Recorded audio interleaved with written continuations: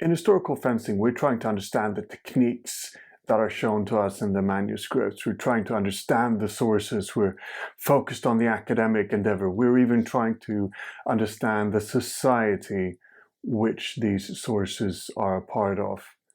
But we shy away from the real violence and getting acquainted with it. Today, I'm going to talk about higher consciousness through harder contact. And you shall find me a grave man. You ready, gentlemen?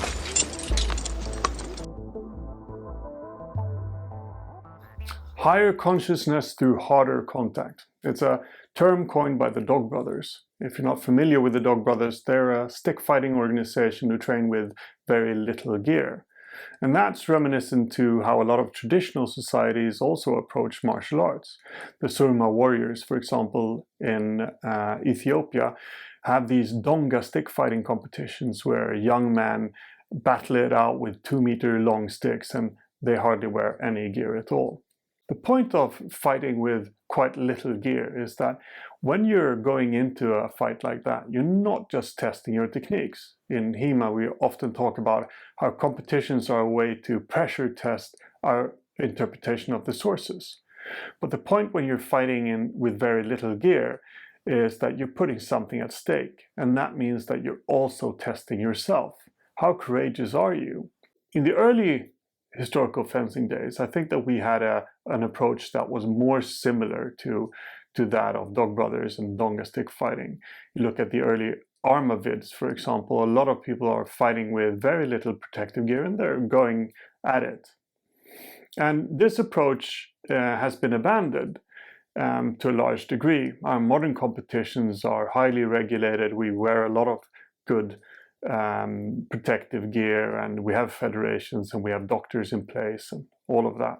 Our way of approaching things isn't necessarily bad. A lot of people can participate even though they're not prepared to join a Donga stick fight.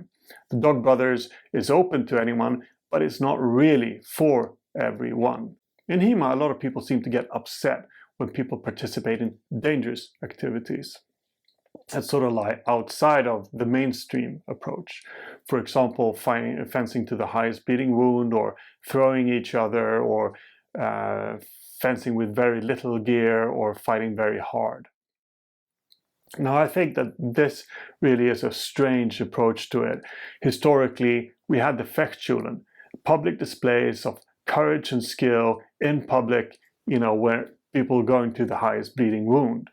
And the fencing masters would be very confused by this shaming of risky behavior. After all, Lichtenauer says, if you frighten easily, don't learn how to fence. I think the reason why people get upset when other people are participating in what they see as risky fencing behavior is that it exposes their own weakness. They wouldn't want to participate in fencing to the highest bleeding wound or be thrown like that because it would risk injuring them. So it sort of challenges how their approach is, seeing them as weak. It's a little bit how a lot of more stylized Bushido martial arts viewed MMA when that first made the rounds. So what are your thoughts about this? Do you agree with me? Is there a place in HEMA and historical fencing for sort of challenging how we're doing things? Write comments or participate in our Facebook page. Did you like that video? I hope that you did, and if so, make sure to subscribe to the channel and hit that notification bell.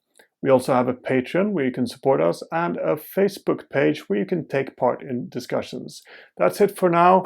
Take care and fence well.